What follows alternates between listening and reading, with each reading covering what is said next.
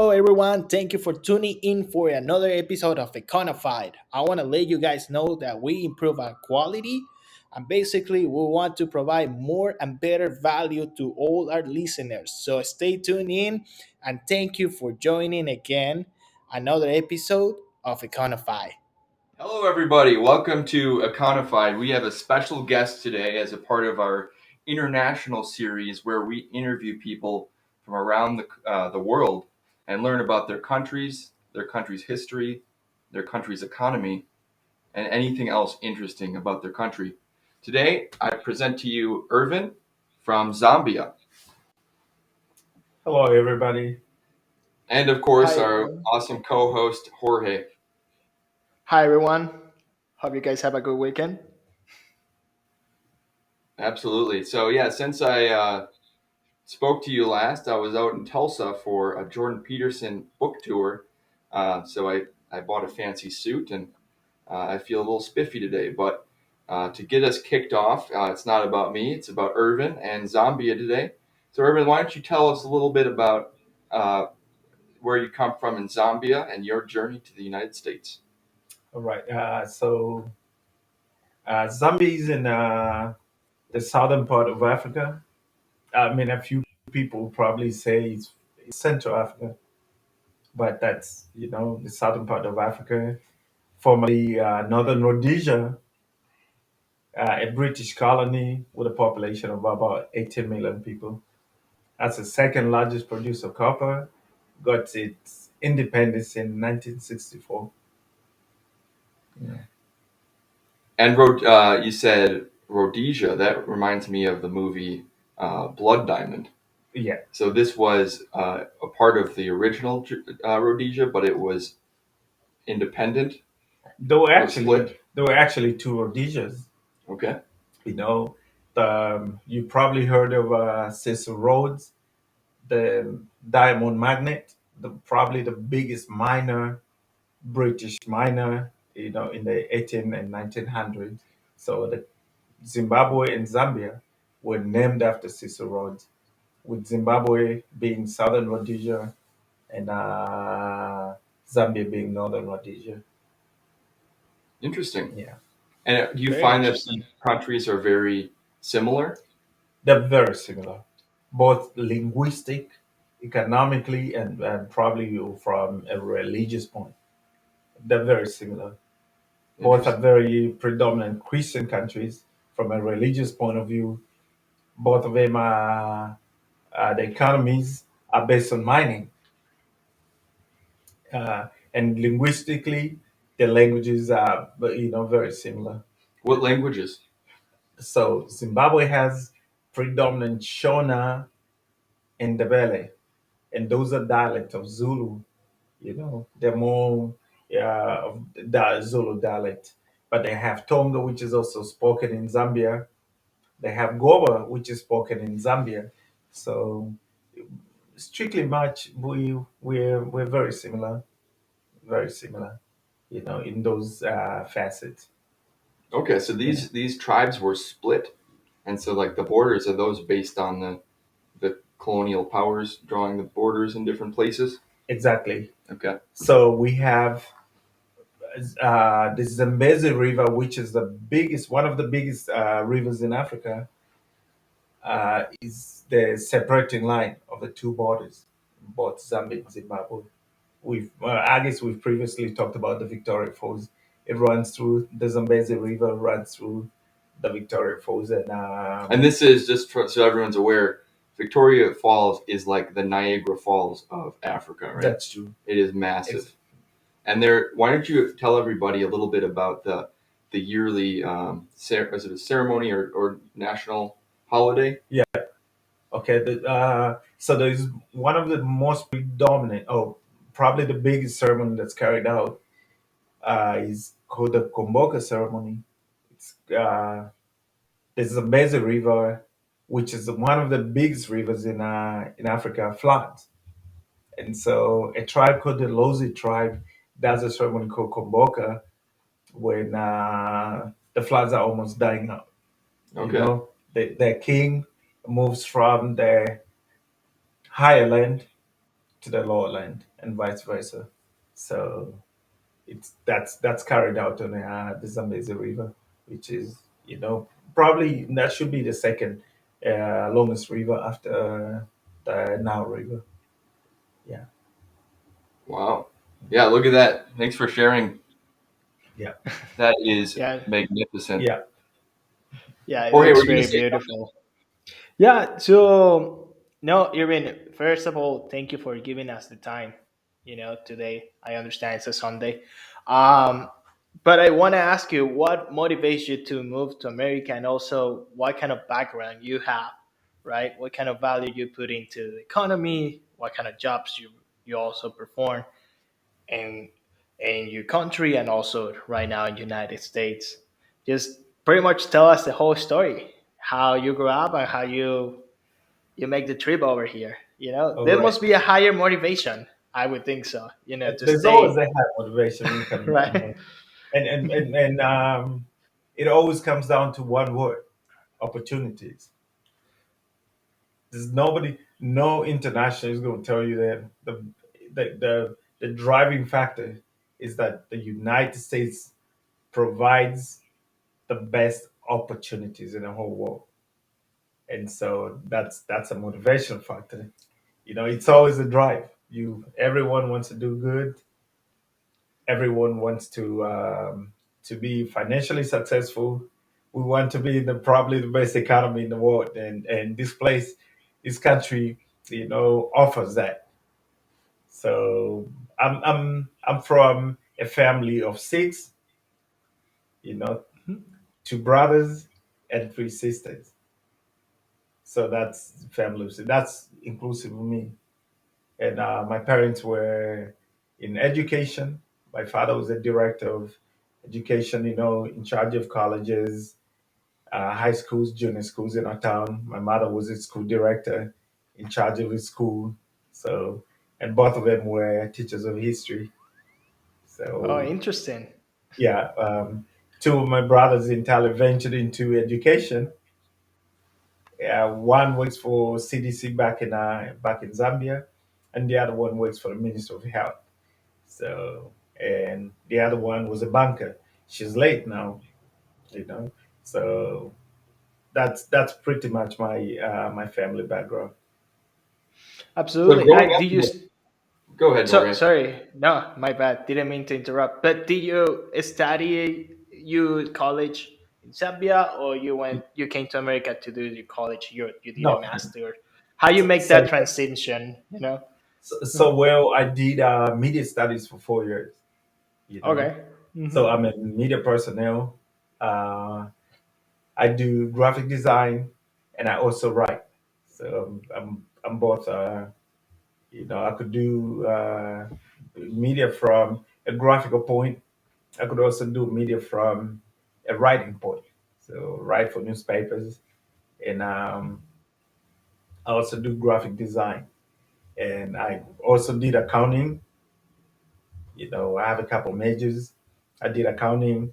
Have a major in marketing, um, a major in economics, and a major in human resource management. So my coming to America was actually on pretext of more like getting a better job here.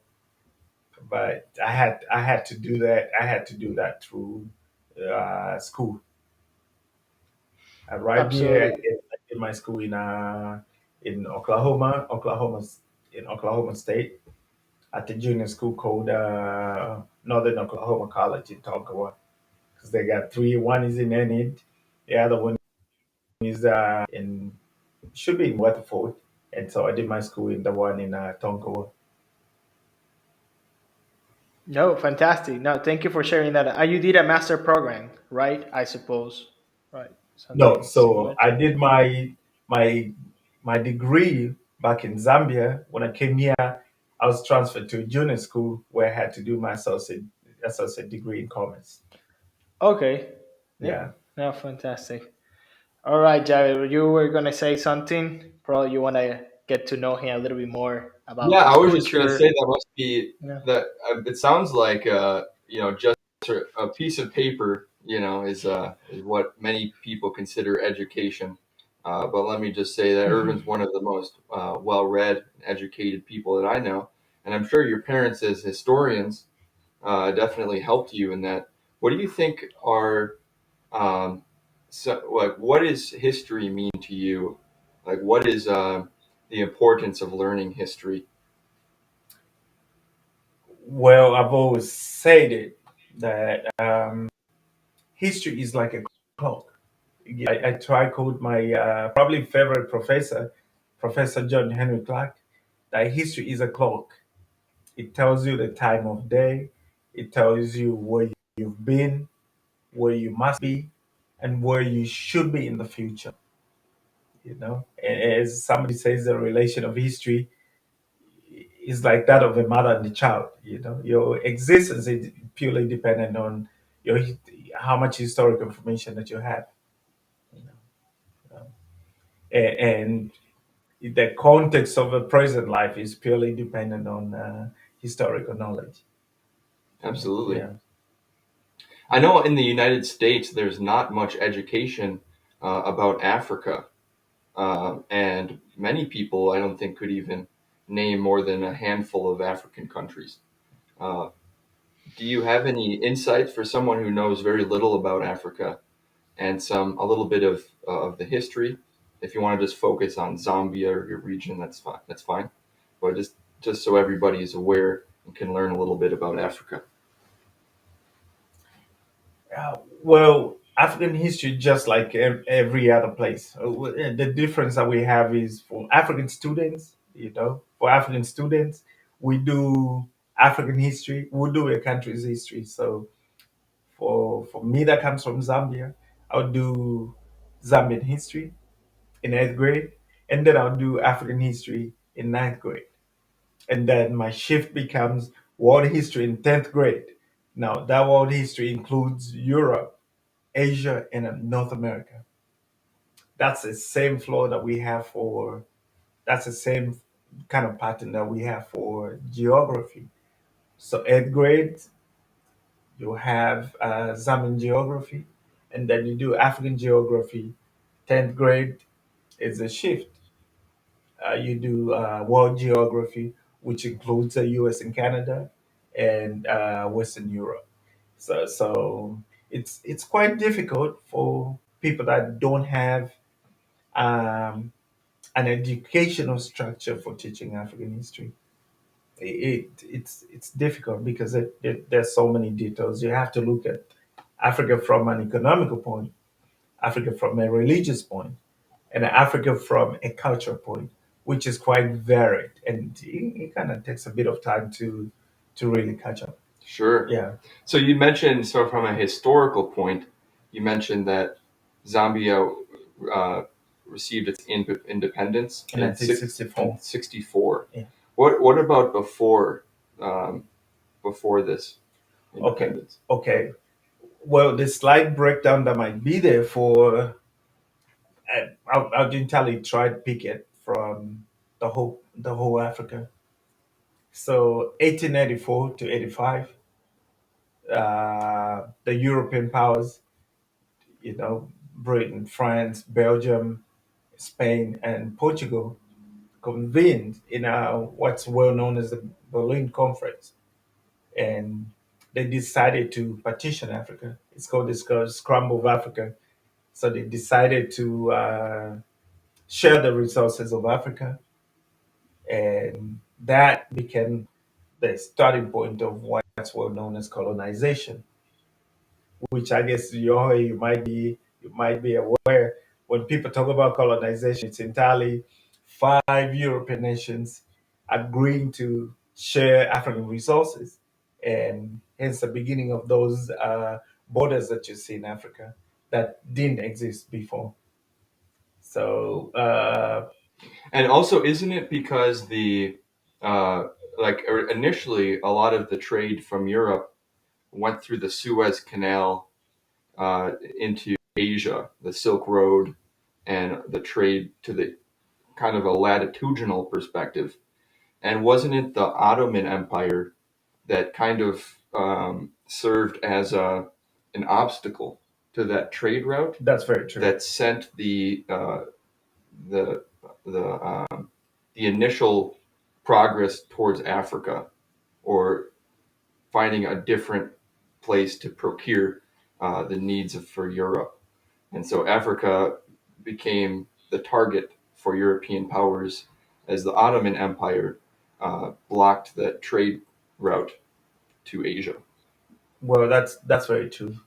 So initially, the initial movement from Europe, the initial movements from Europe are almost at the same time when Christopher Columbus sailed to the Americas, Wow. and the real blockage really was the Ottoman Empire, but blocking trade from Western Europe to Asia, mainly India, where people needed spices. The Portuguese and the Spanish had to find alternative routes, and the alternative route had to be from Western Europe down through South Africa, Cape Town, and then en route the Indian Ocean to Asia. And it's those explorations that expose Europe to the mineral resources that Africa has. And in the process, Europe realized that their survival would entirely be dependent on African resources, and they had to create a very systemic way to share resources, from Africa, and that entirely led to the colonization process. Interesting. And so, is it that the only country you mentioned the major European powers, and Zambia, that was England, right? That Yeah, was the British colony. colonizing Yeah. force. And there was one country that was not colonized, right? Or at Yes, least just one, one country, Ethiopia. Ethiopia. Ethiopia. Ethiopia, yeah. And what was the name? The original name was didn't it have another Yeah, well, before they named it Ethiopia, it was called Abyssinia. Abyssinia? Abyssinia, yeah. And that was the is that near the Italian? Was it the Italians that were not able to capture? It's the Italians, because the Okay, Italian had Eritrea and Somalia, okay. which is just neighboring countries to Ethiopia. You know, They had Somalia, Eritrea, and Libya. Mm, So the only country that was left out from that region was Ethiopia. okay. Yeah.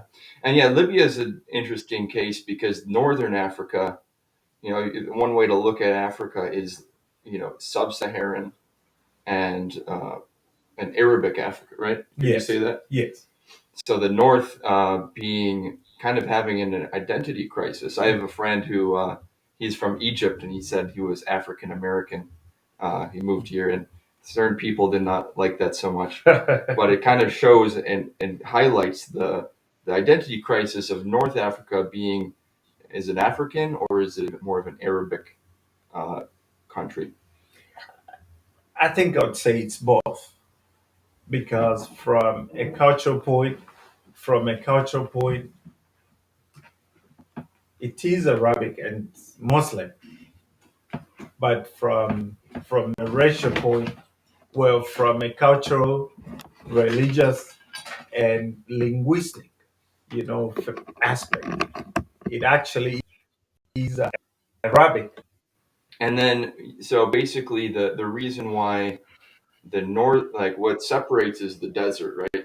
The Yeah, sub-Saharan. mostly that's the reason why they use the term Sub-Saharan. Okay. It's like it's the up and the lowers, you know. It's those that are up there, those that are. But don't forget that even the northern part of Africa has also its own, separating line.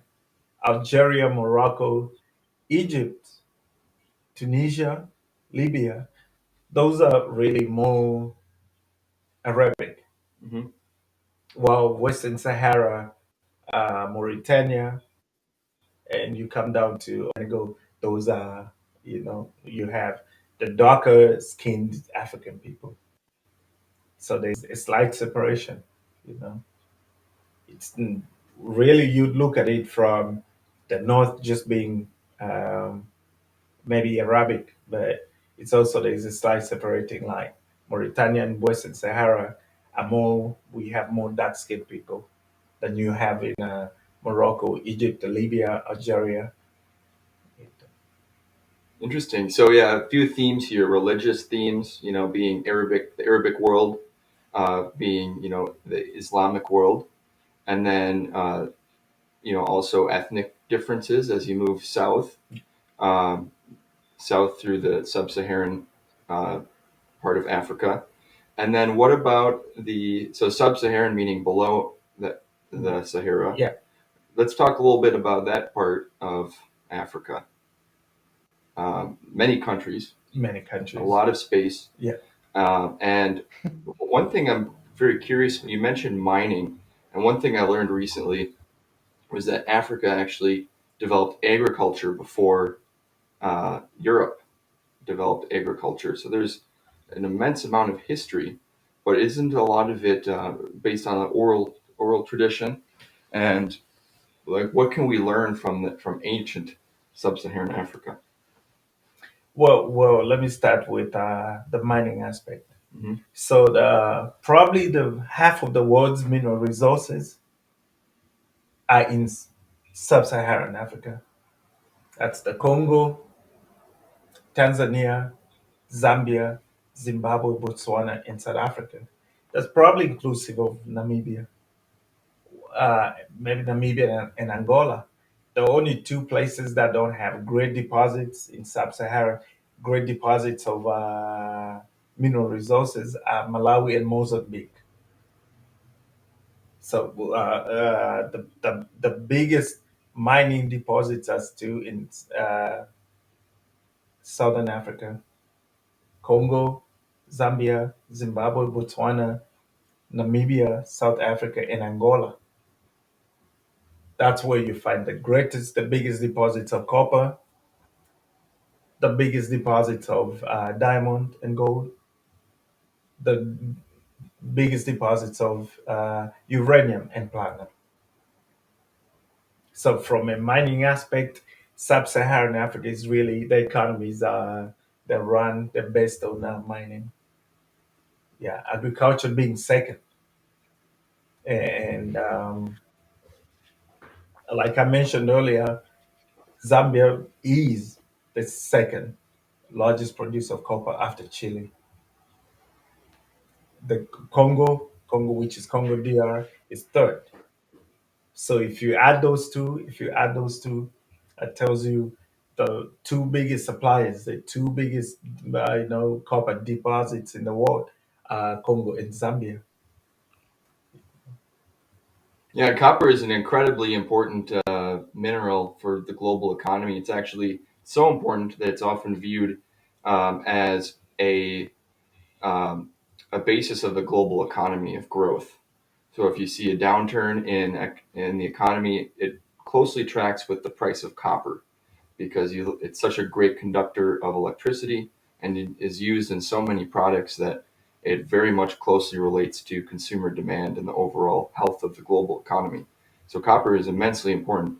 So what is so is does that mean that is there a lot of copper? What has been taken so far from like are these reserves depleted in any places, or is this still a very robust mining business in Africa? Well, initially from mining index reports, the 90s mining index reports had indicated that copper reserves in both the Congo and Zambia had depleted, leading to what the World Bank had entirely given out privatization. Moving from a socialist kind of economy where the government controlled the mines to the private sector. And but we've realized that since '93, when privatization took place, when those mines were that the mines have actually been operating on very profitable lines and profitable margins. So it's I mean it's been 20 years since the mines were sold, and they've all been operating on very profitable margins, which tells you that there hasn't been any kind of depletion. Okay. But as usual, that's not to say that raw materials, issues like non-renewable resources mining will never deplete. I'm looking at the mining index of 91, 90, 1990, 1991, 1992 that had entirely indicated that the mines had depleted, that the mineral resources had depleted. We are 30 years into it, and those mines have been operating profitably, and there's been continuous production, through the private sector, companies. So Who are these private sector players? Like who are the companies that are they foreign companies? they're all foreign companies.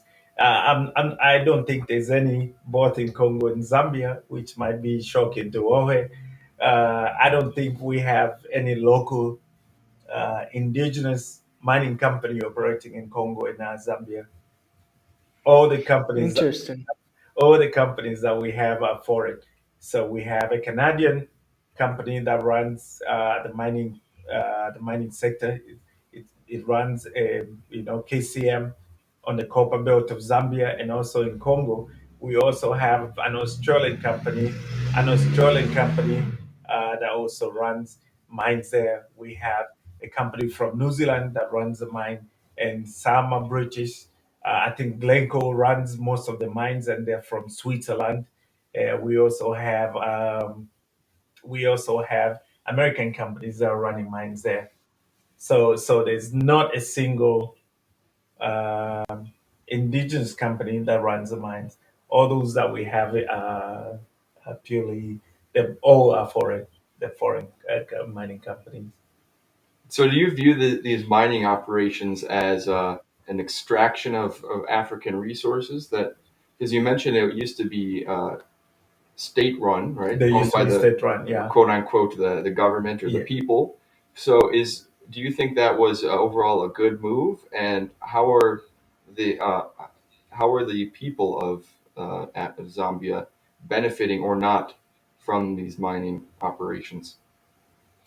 Well, it's so hard to actually pinpoint the one correct way of running the mines, because when the government was running those mines, they were, as usual, because of bureaucracy. You know how socialist economies work, bureaucracy, inefficiency. So the mines were kind of inefficient. There's not so much money that was being plowed back into the mining sector, which led to low production. you know, um, Mining equipment that was not up to date. We never had like a smelter for a long time. Like a smelting, company within Zambia for a long time. And so, if I have to, I would entirely pick a combination of both the private runners and the government running the mines, because from the private sector that entirely takes out the bureaucracy. It takes out bureaucracy, and also money is pumped in back into the mines. Modern machinery is quickly garnered, while the government also has its own regulation. So if I have to pick, I would probably say it's both ways. I want to have a sort of a mixed kind of run economy, where the government does its own regulations, but the private sector is also allowed to venture into it. Sure. Yeah. So the So let's talk a little bit about the life standards and of everyone there in Zambia. I guess based on what you told us, you grew up like middle class, right, Middle Irvin? class. Right. So what do you think was the percentage of the people living below middle class, upper middle class? How's the economic outlook? Meaning that they can get out of poverty easily, or like you, it's better just to take an airplane and move to a place that you can be better off. You can be totally honest about this. Okay. So on average, there are more middle class people. There are more middle class people than there are rich people and poor people. Entirely based on the British, all British colonies have almost a similar structure, and that structure is everyone rushes to education.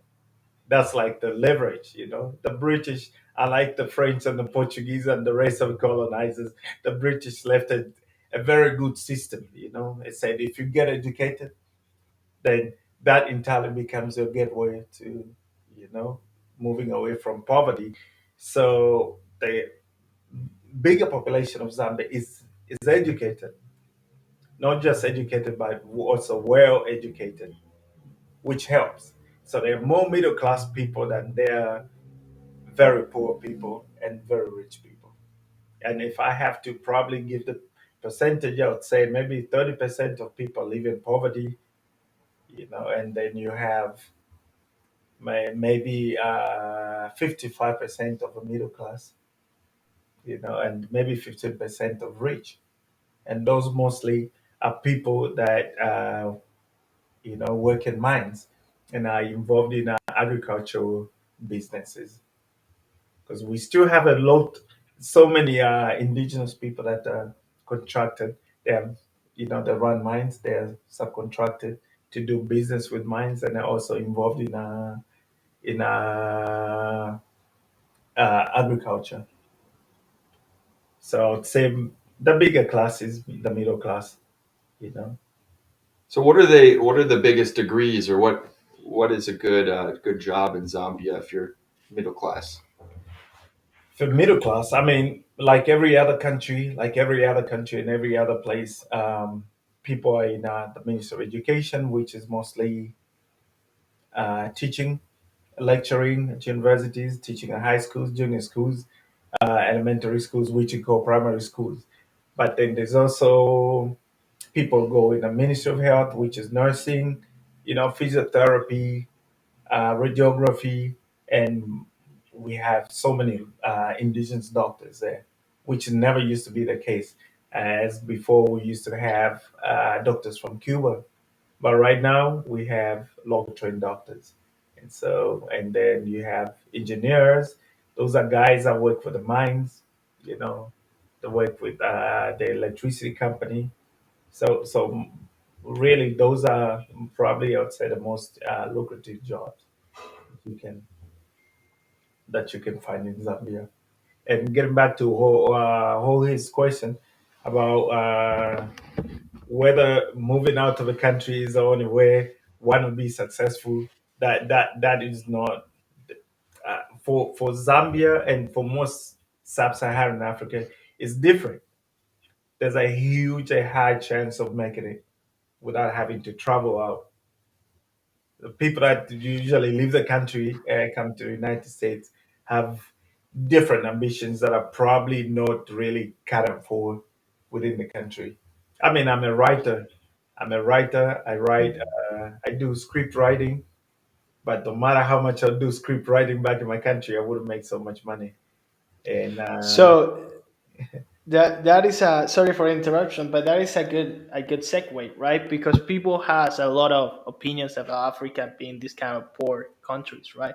And what you describe is like there is a thriving middle class, yeah, there is some sort of entrepreneurship yeah, going on, especially in sub-Sahara, yeah, and there is good standards of living, right? yeah, Probably it's nothing compared to United States, but the standards of living are way are good, right? You can travel, you can own your house, have a decent education, be healthy, and have a decent living, right? yeah, true. Uh, so, which is totally different to the picture of what usually we get about Africa, right? And I think that's good for people to know, right? To people that know that they're extremely well educated, Yeah, they're about to create, they're creating, and then I follow a lot of Kenya entrepreneurs, so I yeah. know they're creating a lot of cool tech out there too, That's right? very true. I, and is, I mean, the whole continent, but even Zambia, Kenya, all those countries, they're huge, right? So the agricultural power that they have is they have a great irrigation system. They should be feeding the whole world, right? So there is a lot of opportunity going there, right? It's funny that in Africa we started agriculture, and probably that's where we're gonna end agriculture in the world, right? So, so, but going to the point, right? So you decided to move to America because you're a script writer. Tell me about that. How your journey started here. What is your impression about America? What you do now? What are your future plans? Right? Okay, well, so I'll get back to one thing that you mentioned earlier. You say you follow Kenyan entrepreneurs. So, Yeah. so Kenya on its own is very similar to Zambia. Both of them were British colonies. They have probably almost the same landmass. The tourism in Kenya, Zambia is second after Kenya in tourism. The only difference might be linguistically, they're very similar. I think the biggest difference might be the mining that's in Zambia that Kenya does not have. But overall, from the economical point, governance structure, they're very similar. And maybe the similarity is almost around 90 to 92%. So what you see in Kenya is really the same thing that you'd probably find in Zambia. So that's the closest that you'd have. You know what you see in Kenya is probably the same thing that you'd find in Zambia. And Before we talk about the United States, could you show that you were going through a slide deck there, Mm-hmm. Jorge?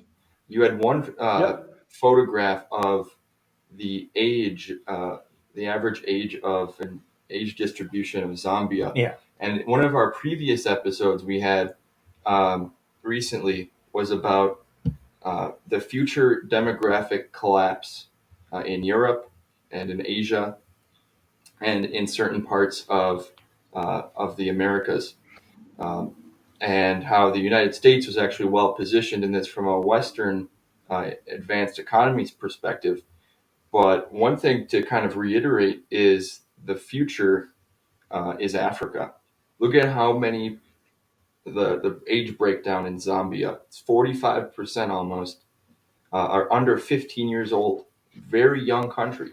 So from an economic perspective, you have a lot of demand, um, and you have um, a very robust future in Zambia from just having replacing their generation. Where you're looking at Europe and Germany, they're already in an inverted pyramid where it's already too late for those countries. They can really only recover their population by immigration, and it's too late for them to try to recover their populations. But you look at Zambia and Africa overall, they have very robust younger generations, and are we seeing an increase in health outcomes too? So less child mortality, etc. yeah, but you know when looking at a graph like that one, the indicators are that you have a robust youth age group. But on the flip side, that also tells you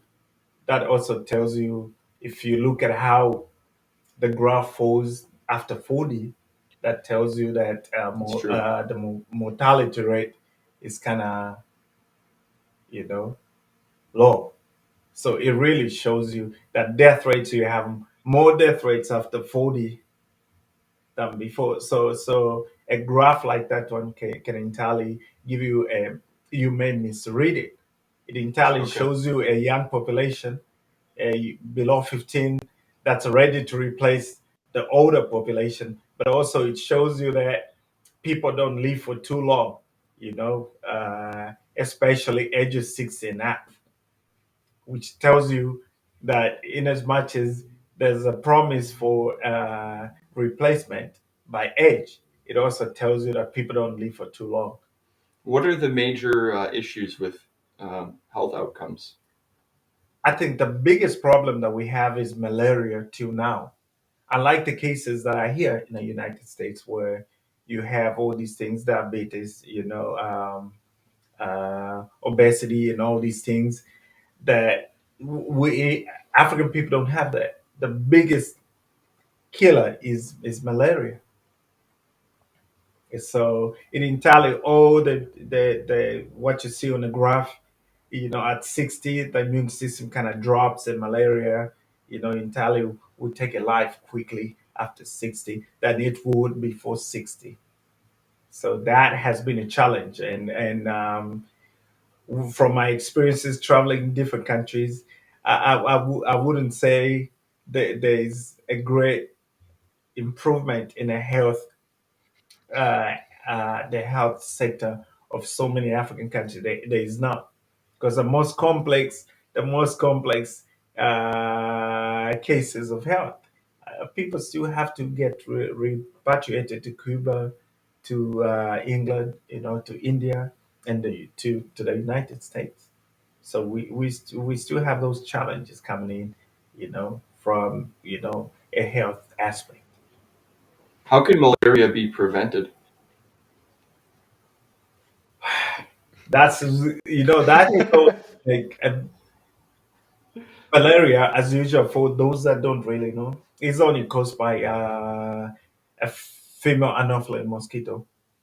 So it's mosquitoes, and those are rife in tropic regions, because of the flow rainfall. You have rainfall when it's hot, which entirely creates the best breeding environment for mosquitoes. So uh, purely, if I have to say it's preventable, I wouldn't be so correct, because the weather conditions or climatic conditions in which sub-Sahara is in, creates a very conducive environment for mosquito breeding.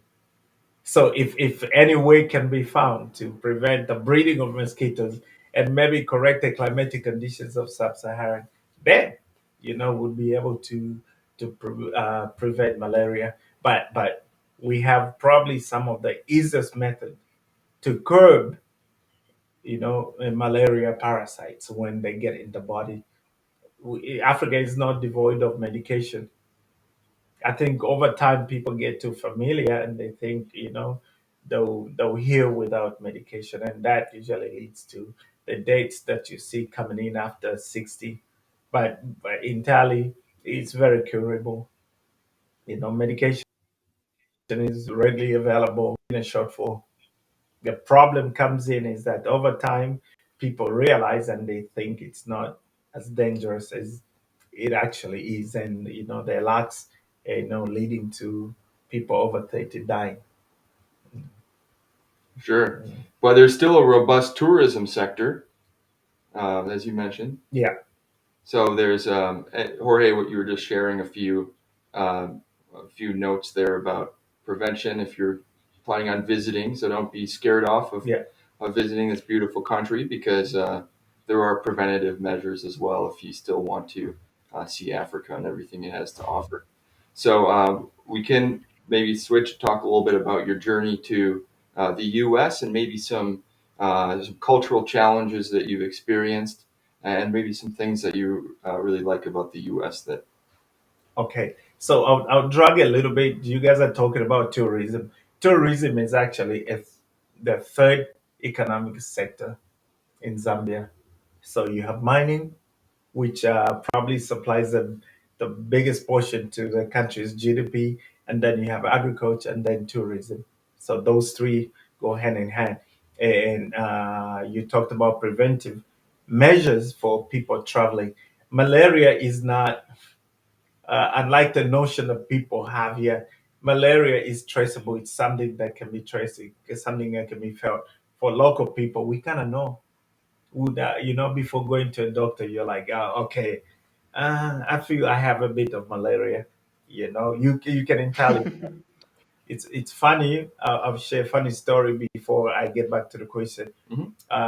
Where I got sick one time and I go to the hospital and the doctor says, "Oh, how are you feeling? What's the problem?" And then I tell the doctor, I'm like, I have malaria. And that was before taking a test. And the doctor tells me, then why would you come here if you know you have malaria? But that really shows how local people know from, the effects. And he carried that test and he told me, well, you're right, because you've tested positive to malaria. But that really shows how everyone, indigenous African people, kind of know the effects of malaria, the way you'd feel, a loss of appetite, just slight weakness in the bones, a slight headache, So we kind of know. So it's very preventable. If somebody's planning on traveling to Africa, all you have to do is just take anti-malaria medication a day before you travel, and that's it. You're good to go. You'll be gone, and that's going to kick in the body and prevent you from getting malaria when you're gone. You know. And coming back to my the culture shock, me coming to the US, and this place is different. Is I mean, America and Africa are two different, two different. Those that come from South Africa, the country, I don't find that culture shock because they have a huge Caucasian population in South Africa, so it's not so much of a culture shock. But for us that come from predominant black countries, there is a huge shock when come to the United States of America. It's different. Firstly, you have to realize that all these countries were British colonies, so the type of English that's spoken is not American English. It's really British. And so there's that challenge that comes in. Even though there might be, they're very similar or they seem like they're the same, but there are variations that might be because of confusion. And also, I just yeah. have a quick little anecdote here. Actually, when my parents visited me in southern France, we were in a city on the border between France and Italy in Menton, and this French waiter came up to us, and I was with my parents, and he's like, "Oh, you guys speak English? Like I studied in London for all these years." And we're like, "Oh, cool!" And then like we're ordering, and I said, "I'll take a wine," and my mom's ordering something, and my dad's like, "Yeah, can I have a water?" And he's like, "Excuse me?" He said, "Can I have a water?" And again, he still didn't understand. And then I'm like, "Water?" Yeah, yeah. He's like, So, "Oh, right away, sir, right away." But it just shows you like how, like especially language person, like water and water kind of those sound are two very different. different. Those are Yeah, so different. So in Italy, there's that yeah. huge challenge that comes in. But, culture shock is in mannerisms. It's also in the language. So it really comes down when it's language. It's different because just like you've alluded, water. I entirely had to when I came in here. When I came to the United States, I had to say water, but I realized nobody really says water, and everyone would look at me and go like, they don't know how to explain. Oh, I come from Zambia. It's British colony, so we don't know. And I had to make so many switches. I remember one experience where I got a write from one of my fellow students, and he told me to buckle up. He's like, "Oh, can you buckle up?" And I was like, "Oh, what do you mean to buckle up?" He's like, "Oh, can you buckle up?" So he just moved his hand and kind of pulled my seatbelt and locked it. And I was like, "What did you say?" He said, "Buckle up." I said, "Oh, okay." He says, "Oh, do you say it differently?" I said, "Yeah, we say fasten the seatbelt." So right there, you see the challenge that comes in. So from a linguistic point, is that it's been a challenge, but also just knowing the temperance of the people, uh, the mannerisms, from a cultural point. It's also it's been a huge challenge, and just coming into a country that has a history, the people, outside of America, there's so much emphasis on racism in America. And so when you come in, you were trying to entirely, navigate through, racial lines. You're worried about racial lines. Is this acceptable? Is this not acceptable? What I say this? What impression will I do this? So it's those small challenges. But from an infrastructure point, America has the same things that we still have the CNN, we have BBC. It's the same. So from also an entertainment aspect, we have the same channels that you have. We have BET, we have MTV. So really, those balances from entertainment, from the news, political aspect, also. That's not so much of a shock. So, from the racial tension perspective, is what you've heard before moving here? Is that the same, or how is it different than what you thought? Well, media kind of exists on one exaggeration because CNN will show policemen shooting black people, but one clip in maybe 6 months, that's a thing that happens on a daily basis. So when you side of the United States, you get an impression that cops are just shooting black people almost on a daily basis, which when you're here is not true because that's really, I mean, I'm not trying to downplay all these things, but those are things that happen. They're more interracial killings than they are police black people killings yearly. So really being here, I realize that the information being given or the the perception that we have outside of the United States is different from what's here, and that all those police killings don't happen on a regular basis, except when they happen, they get overblown by the media, you know, for reasons unknown. Absolutely. No, I mean, if you look at a lot of the news coverage, it's always very pointedly uh, about the race of the people involved, and then if it's not relevant to the cultural narrative, then it's often brushed under the rug or viewed as not a good news story for coverage because it doesn't fit the story.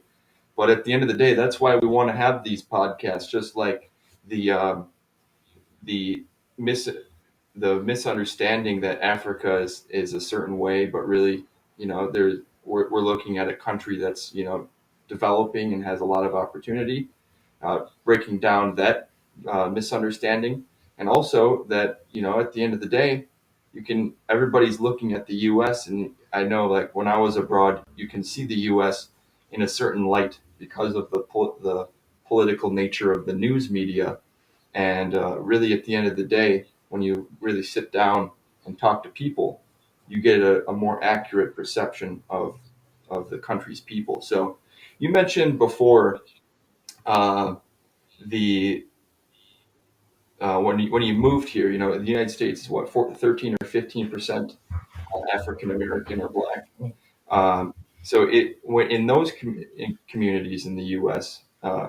Do you find that it's very similar to Africa, or is it different? Um, it's that's there's breaking down the similarities and the differences of African American culture, and there's a lot because in one way, there's a very big similarity, and those similarities are coming at that the African American population, just like the African population, is very religious. There probably you find more black people in churches than you'd find other communities.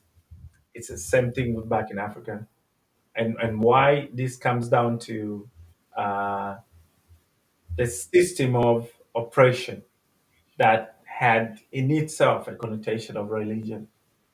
Colonization and slavery had on one arm oppression, on the other hand, we have to give you hope, and it really came down to religion. So that aspect of is very similar. But if you talk about the temperance of African Americans and those of African people is different. I think we've had this discussion before where I've entirely mentioned it is so hard for African people to have African American friends. It's that sounds funny. Oh, hey, I know African people, black people, the same black people. It's so hard to. You rarely find African people that have African American friends, but the other way around is easier. You find African people that have more Hispanic friends, and they'll have more white friends than they have black friends. And the issue comes into there seems to be a natural probably the biggest separating line is African Americans have a feeling that those that come in are coming to take over their place. And so that entirely creates a natural tension. On the other hand, African people come to this country and they have, more like a knee-jerk reaction. Oh, we don't care what you guys have been through. You guys can get out of the situation that you've been in. So there's a natural, I don't know whether I would call it a psychological conflict that comes in, but we have a feeling nobody should talk about what has been happening 400 years or what happened 400 years ago. We think you can still get up of this situation and act right, and they are like, oh, but we've suffered the effects and what you see right now. So that conflict just comes in, and it just and also you have to also realize that though we're kept away from the school system in this country. On the other hand, the colonizer in Africa told the black man, be in school. Once you're in school, you're gonna be all right. So there's a natural conflict. It just comes in from also maybe a psychological point that might come in as a result of education. We were allowed to be in school. We love to be educated. We would rather get educated before we play basketball. And we think it's the opposite in this country when you're dealing with the African American population. They'd rather play basketball and be in the NBA before they worry about getting a degree. On the other hand, we're different. We think we gotta get a degree, get a master's, and then do a PhD. To us, that's a level of faith, and so that entirely creates a difference in mentality, and that difference cannot be reconciled. Because you have to, it cannot really be reconciled, and that entirely, creates probably that the line of separation between the two communities. So I would say there are similarities on one hand, if that's from a religious point, but also there's a big, difference that comes in from a temperance and a psychological point, which is might be caused by education. Yeah, and cultural values too. One thing that's interesting is the if you look at Nigerian Americans, they make more even than the average white people in the United States, and they're very successful economically. And a lot of that is due to their social mobility from education That's true. and going into very skilled jobs that you need a lot of education, like doctors and lawyers, etc. And also interesting is one of my favorite historical books is by Thomas Sowell, Black Rednecks and White Liberals, who Yeah. talks about the African American culture in the United States being strongly influenced by the clans um, in northern England and Scotland, Yeah. and how after slavery ended in the United States, 98% something about there of whites in the South were poor sharecroppers Yeah, that's and true. were not benefiting from the system of slavery or even owned slaves. They were poor Southern white people, often from the region of Scotland and England in the north. And when slavery ended, there was this kind of commingling of cultures, and with this slavery ending in the United States, there wasn't as much of a connection to life in Africa at that point. It created a kind of a life of its own, and in many ways, it worked out very uh, in a very good way for the African American community. You look at the history of jazz, and you look at some of the sports legends in the United States, and also African Americans are overrepresented in pop culture media. You look at rap and just overall culture. Uh, those the African American community is very well represented, and for good reason. However, you look at what you were discussing, Irvin, the flip side is the lack of educational attainment and opportunity for large swaths of the African American community. So what No, I like everything that you touch point, Irvin, and I do think that education has a huge integral part in how society develops. I think that's something that you can see in the Americas, you can see in the United States, definitely see in Europe and so on. Um, and I like that that point that you touched. Like that you were entitled to get education, and in America, a lot of the African Americans, they were not entitled to get a decent education, and that creates a disruption, That right? actually, it In the does create a disruption, and the majority, the fact that people don't look at it from that point, and they wonder why um, mostly the African American population, has a different psychological temperament. The way they view things, why they would rush it into this, why uh, if a child is in his first year in college, a parent would rush in to have them drafted into the NFL, National Hockey League, baseball league, and the NBA instead of allowing them to graduate. Is because that, from a historical point, that has never been a culture that has been inculcated into um, the African American community. On the other hand, all these things to the African, by culture, our approval, you only win the respect of society if you are in school. The most applauded people are those that are educated and not those that play sports. So psychologically, you win the approval of a community by how well educated you are, how much It's knowledge. a different set of values, It's and I do absolutely think even in America, we don't value education as much as we used to it, right? We value more economic output. oh, Uh, that's that's pretty much what we value here, right? So we don't care where you went to school, but if you own a successful business, you are a respectable human being in our society, right? Uh, probably. Yeah. I never knew, and I like the way you've put it to say you look at it from a financial output, from an economic output. I thought it's the same for other races outside of the African American community. I thought other races also look at it from an educational point. I thought they also value getting educated and getting your success from education. right, right, and I agree with that, but it comes, at least in our generation, and I think Jared can speak a little bit to this. It's like, I don't, even in the places I work, we do value education, but we also value what you did, what you can do, what kind of output you can make. And if you look at the recent billionaires, right? This is an extreme example, but it repeats itself. You look at people like Bill Gates or Elon Musk, right? They hardly even finished college. That's true. Steve Jobs, he founded Apple, right?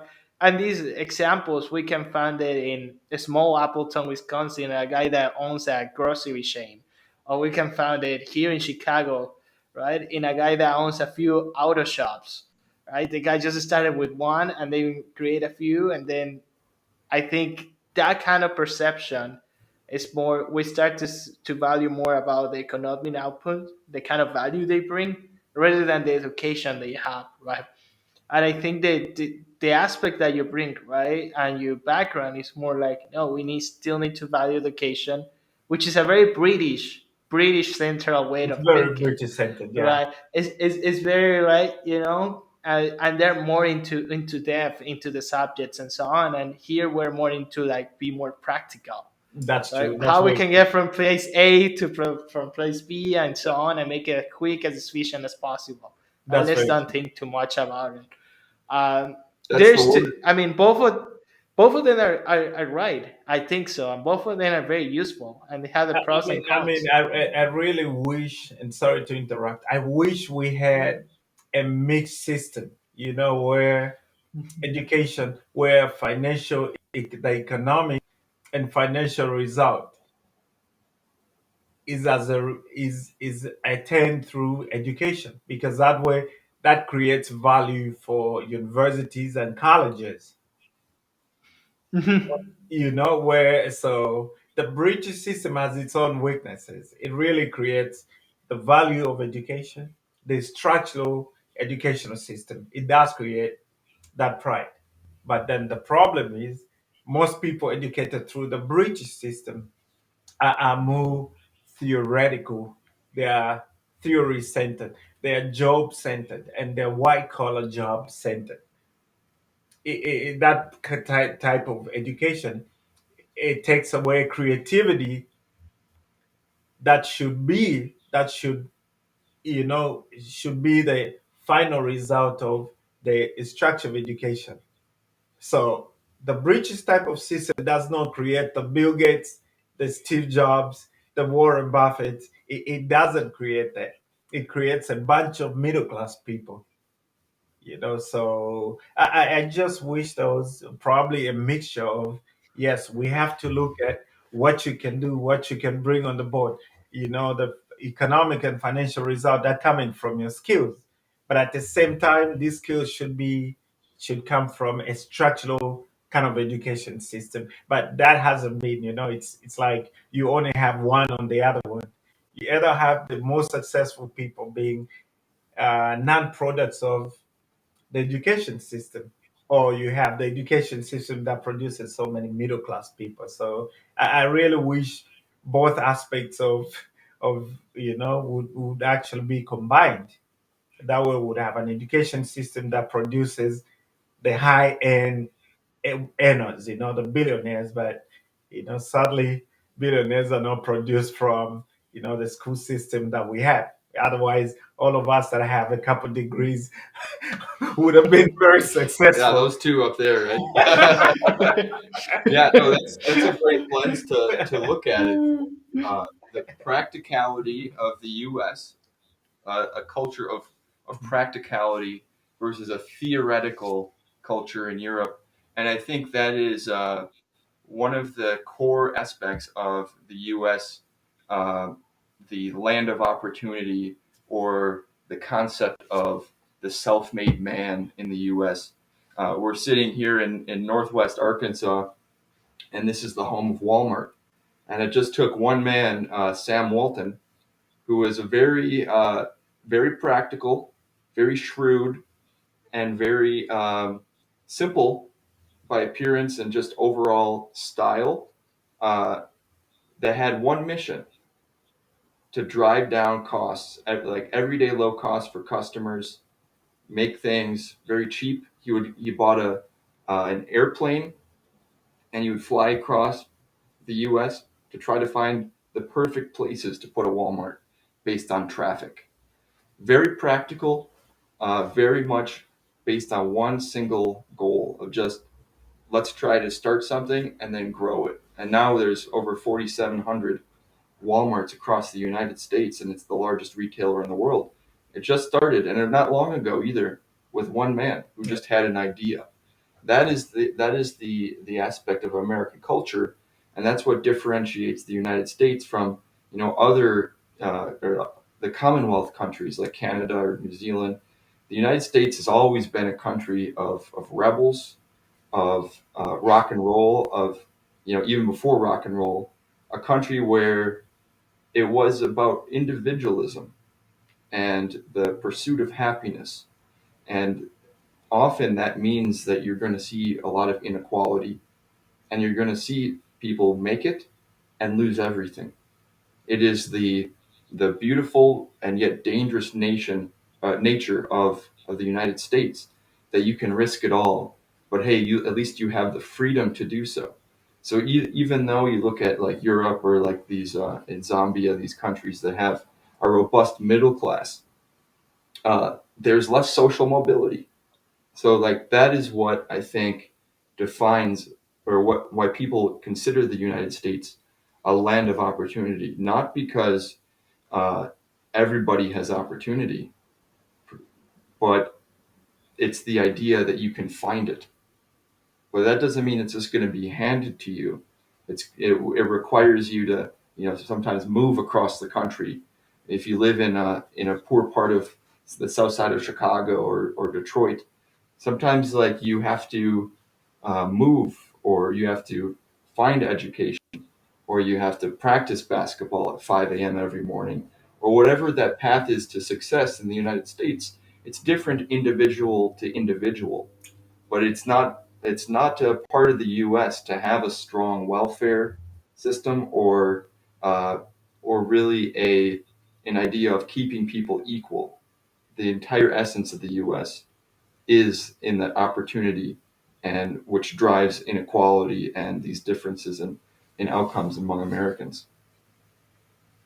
So I know we're running out of time, and thank you, Jared and Irvin, for that. Actually, that I think we talk a lot about everything. To be honest, we talk about backgrounds, we talk about Africa, Zambia, economic cultures, and so on. But Irvin, I have one last question for you, and then Jared can close the setup. What is next for you? What are your plans here? Ah, well, so when I left Zambia, I used to work for the government. I worked for a parastatal company that was exporting corn, and I also had a micro finance business, and I had to run the business down to be here because I couldn't, supervise it. But my plan is to also, start a business probably end of this year. I'm so much into culinary, restaurants, and I hope to open a restaurant within the city of Favo and probably build on and get it to be a franchise where I can expand it from here to neighboring towns. I love that idea, man. Let us know if you need partners. Yes, I love the entrepreneurship there, Irvin, and Jorge as well. You've as an American myself, born here, I think it's easy for many Americans to lose sight of the opportunities we have, and to not take for granted that we have certain opportunities that many in the world don't have. And if you're willing to work for it and apply yourself and continue learning, not just getting degrees, but actually learning as a lifestyle.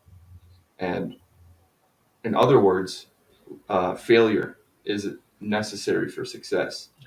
WD-40, the the um, the product, it's called that because it took 40. It was this 40th try.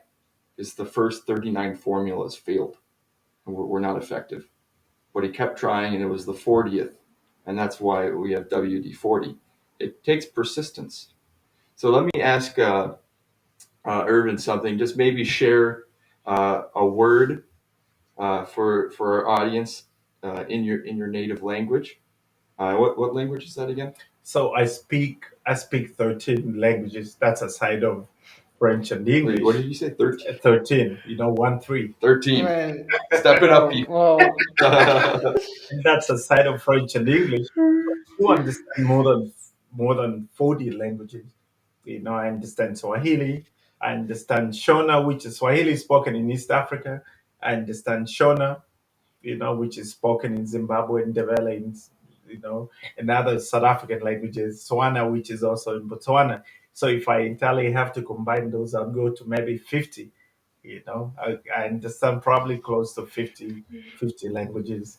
And so I'm not sure which language you'd want me to Anything that you think an English speaker would, or something that we would not normally have in our language.